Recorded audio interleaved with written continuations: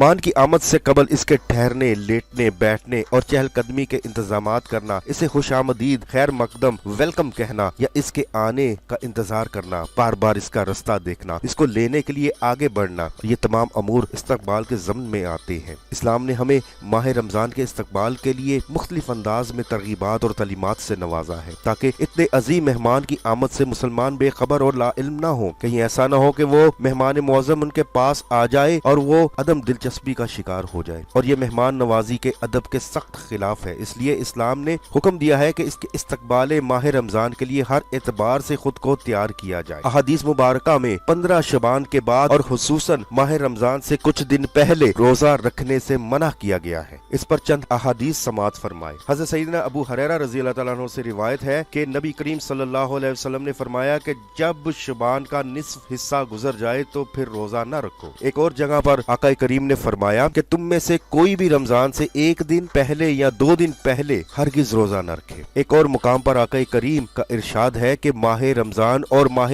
شعبان کے درمیان روزہ ترک کر کے اس کا فرق کرو۔ ماہ رمضان مبارک سے قبل روزہ رکھنے سے منع کرنے کی بنیادی وجہ صرف ایک ہی ہے، اگر مسلمانوں نے شعبان کے آخری دنوں میں روزے رکھنے شروع کر دیے تو ان کے اجسام ضعیف اور کمزوری کا شکار ہو جائیں گے، بدنوں میں نکاہت اور کمزوری پیدا ہو جائے گی، جس کی وجہ سے وہ رمضان کے روزوں کو پوری طرح سے نہیں رکھ سکیں گے۔ اگر ماہ رمضان کے روزے کما حقہ نہ رکھے گئے تو ادب رمضان میں کمی واقع ہو جائے گی، مہمان نوازی کے تقاضے پورے نہیں ہوں گے اور حقوق میزبانی کے فقدان کی وجہ سے کہیں ماہ رمضان مبارک ناراض اور خفا نہ ہو جائے۔ اگر یہ خفا ہو گیا تو رحمت خداوندی منہ موڑ لے گی، اس کی برکت تعلق توڑ دے گی، بخشش و مغفرت دامن چھوڑ دے گی۔ اس لیے ماہ رمضان کے موقع پر کمزوری نہیں شہزوری چاہیے، نکاحت نہیں ثقاحت چاہیے، مسلمانوں کو صاحب فراش نہیں حشاش بشاش ہونا چاہیے، بے نشاط نہیں صاحب انصبات ہونا چاہیے، بیمار نہیں ہوشیار ہونا چاہیے، دل برداشتہ نہیں بلکہ آراستہ اور پیراستہ ہونا چاہیے، تاکہ وہ پورے عزم و استقلال کے ساتھ رمضان المبارک کا استقبال کر سکے اور اس کے روزے رکھ کر رحمت خداوندی کا مستحق بھی بنے اور صاحب کمال بھی ہو سکے۔ اگر کوئی مہمان آ رہا ہو، صاحب خانہ کو اطلاع مل جائے کہ فلاں دن یا فلاں روز یا فلاں وقت وہ یہاں قدم رنجا فرمائے گا تو قدردان میزبان قبل از وقت ہی اس کا راستہ دیکھے گا، راہ میں کھڑا ہو جائے گا، آنکھیں فرش راہ کرے گا، کیونکہ اسلام اعلیٰ اقتدار و اخلاق کا حامل ہے۔ اس نے مسلمانوں کو یہ ترغیب دی ہے کہ خدا کے عظیم مہمان رمضان کی آمد شعبان کی 29ویں یا 30ویں شب کو ہوگی، تم اس کا انتظار بھی کرو اور اس کی راہ بھی دیکھو، یعنی سر شام اپنی نگاہ مطلع پر گاڑ دو، چہرے آسمان کی طرف کر کے اس کے قاصد چاند کو دیکھو کہ وہ نکلا ہے کہ نہیں۔ اگر وہ طلوع ہو جائے تو سمجھ لینا کہ وہ مہمان گرامی تشریف لا چکا ہے، کیونکہ اس کی آمد چاند کی رونمائی کے ساتھ ہی ہو جاتی ہے۔ آقا کریم نے فرمایا کہ مسلمانوں روزہ بعد میں رکھنا، پہلے چاند دیکھ لو۔ ایک اور جگہ ارشاد گرامی ہے کہ یعنی رمضان المبارک کا چاند دیکھ کر روزہ رکھو۔ حضرت ابو ہریرہ رضی اللہ تعالیٰ عنہ اپنے آقا کا ارشاد یوں بھی سناتے ہیں کہ اللہ کے رسول صلی اللہ علیہ وآلہ وسلم نے حکم فرمایا ہے کہ رمضان کے روزوں کا استقبال کرنے کے لیے ماہ شعبان کے چاند کی راتوں کو شمار کرتے رہو، تاکہ کہیں ایسا نہ ہو کہ وہ مبارک مہمان سایہ فگن ہو جائے اور تم لا علمی کا شکار رہو اور اس کے استقبال میں کمی آ جائے۔ اس لیے شعبان کا چاند گن گن کر گزارا کرو، جو ہی وہ اپنے اہتمام کو پہنچے اور حلال رمضان طلوع ہو جائے تو پورا خندہ پیشانی اور پرتپاک طریقے سے اس کا استقبال کرو۔ تمہیں ذہن نشیں رہے کہ یہ کسی بادشاہ کا مہمان نہیں بلکہ تمہارے خدا کا مہمان ہے۔ صرف یہ نہیں بلکہ ہمارے آقا تاجدار نبی کریم صلی اللہ علیہ وآلہ وسلم رجب کے مہینے میں بارگاہ خداوندی میں دعا اور التجا کیا کرتے تھے کہ یا اللہ رجب اور شعبان کے مہینوں کو ہمارے لیے بابرکت بنا دے اور ہمیں ماہ رمضان میں سلامتی اور عافیت کے ساتھ داخل فرما۔ حضرت انس رضی اللہ تعالیٰ عنہ سے اس سے کچھ مختلف الفاظ میں مروی ہے کہ یوں ہی رجب کا مہینہ شروع ہوتا تو میرے آقا کے لب مبارک واہ ہو جاتے، نورانی ہاتھوں کو اٹھا کر سر انور کو جھکا کر آقا کریم اللہ کی بارگاہ میں ارگزاری کرتے کہ مولا ہمارے لیے رجب اور شعبان میں برکت رکھ دے اور ہمیں رمضان کی برکات بھی عطا فرما۔ عزیز دوستو، سوچئے کہ رجب کے مہینے میں ہی میرے آقا رمضان کی آمد کے لیے دعا مانگ رہے ہیں، ادھر رجب کا مہینہ شروع ہوتا، ادھر زبان رسالت پر رمضان کے تذکرے ہونے لگتے۔ میرے آقا کریم نے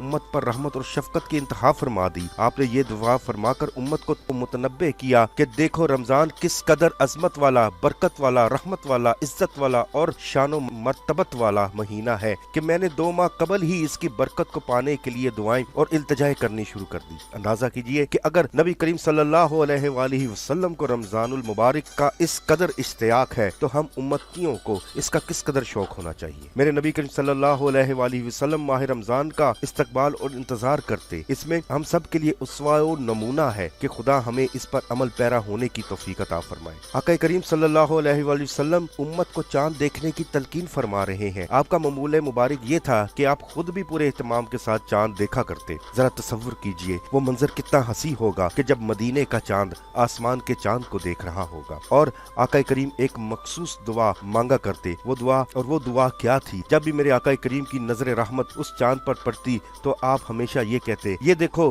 भलाई और खैर का चांद निकल आया है, ये खैर और बरकत का चांद है। ए चांद जिसने तुझे पैदा किया, मैं उस पर ईमान रखता हूँ। सुभान अल्लाह। कितने खूबसूरत और कितने प्यारे ये अल्फाज हैं आमद रमजान पर। मेहमान की आमद पर हम लोग इंतहाई मुसरत और शादमानी का इजहार करते, एक दूसरे को मुबारकबाद पेश करते हैं, खुशी से फूले नहीं समाते, खंदा पेशानी से एक दूसरे के गले मिलते हैं, मुबारकबादियों के तबादले होते हैं, मेहमान को खुशामदीद और मरहबा कहते हैं। हमारे सरदार महबूबे रब्बे किरदगार दो आलम के मुख्तार हुजूर नूरुल अनवार सल्लल्लाहु अलैहि वसल्लम का मामूल मुबारक था कि रमजानुल मुबारक की आमद पर आप इस कदर खुशी का इजहार फरमाते कि इसे मरहबा और खुशामदीद कहते और सहाबा कराम को इसकी आमद का पूरा एहसास दिलाते ताकि आपकी उम्मत को भी इस मुबारक मेहमान की अहमियत और अजमत का अंदाजा हो जाए। रमजानुल मुबारक की आमद पर सरवरे कायनात सल्लल्लाहु अलैहि वसल्लम सहाबा को फरमाते, लोगों तुम्हारे पास वो महीना आ चुका है जो तमाम महीनों का सरदार है, हम इसकी आमद पर इसे मरहबा और खुशामदीद कहते हैं। अंदाजा फरमाइए जिसे इमामुल अंबिया सरदार अरबुल अजम मरहबा फरमा रहे हैं, इसकी अजमत और रिफत का आलम क्या होगा। दूसरी रिवायत में हजरत अबू हुरैरा रज़ी अल्लाह ताला अन्हु बयान करते हैं कि जब रमजानुल मुबारक का महीना आता तो रसूलुल्लाह सल्लल्लाहु अलैहि वसल्लम फरमाते, ऐ मेरे सहाबा तुम्हारे पास रमजान आ चुका है जो बरकतों वाला महीना है, यानी तुम्हें मुबारक हो कि तुम्हारे पास वो महीना आ चुका है जो तमाम महीनों का सरदार है, क्योंकि इसमें रहमतों और बरकतों की बारिश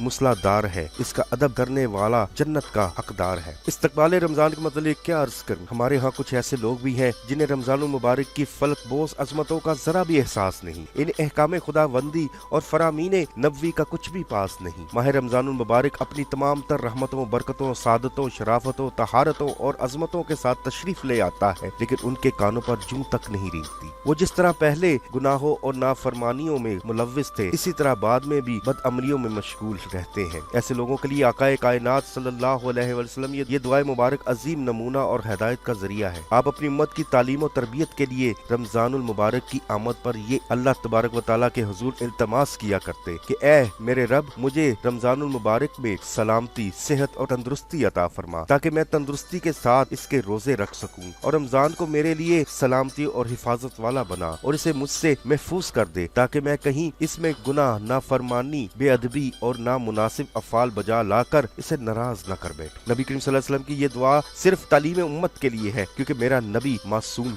अनुल खता है। कोई भी नबी गुनाहगार, नाफरमान, बेअदब नहीं। हर नबी नेकी, फरमा बरदारी, अदब, अमाल हसना और इखलाक के करीमा का पैकर होता है। लिहाजा उम्मत को चाहिए कि रमजान की आमद पर अपने नबी की बतलाई हुई इस दुआ को बारगाह खुदाबंदी में पेश करे और अल्लाह ताला से खैर और सलामती चाहे, अमनो हिफाजत मांगे और रमजान मुबारक में गुनाह और नाफरमानियों को तर्क करके इसे महफूज और मामून कर दे तो देखिए कि इनके लिए किस कदर अजर तैयार किया गया है। रमजान मुबारक का इस्तकबाल करने वालों, तुम बड़े खुश नसीब हो जो खुदा के मेहमान का इस्तकबाल कर रहे हो। लोग जमीन के मेहमानों का इस्तकबाल करते हैं, तुम आसमान के मेहमान का इस्तकबाल कर रहे हो। दुनियादार फर्श के मेहमानों का इस्तकबाल करते हैं, अरे लोगों तुम तो अर्श के मेहमान का इस्तकबाल कर रहे हो। मुबारक हो, क्योंकि रमजान का इस्तकबाल करना हर किसी का काम नहीं, ये मेहमान भी खुदा का है और इसका अदब बजा लाने की तौफीक भी बारगाह खुदाबंदी से ही मिलती है।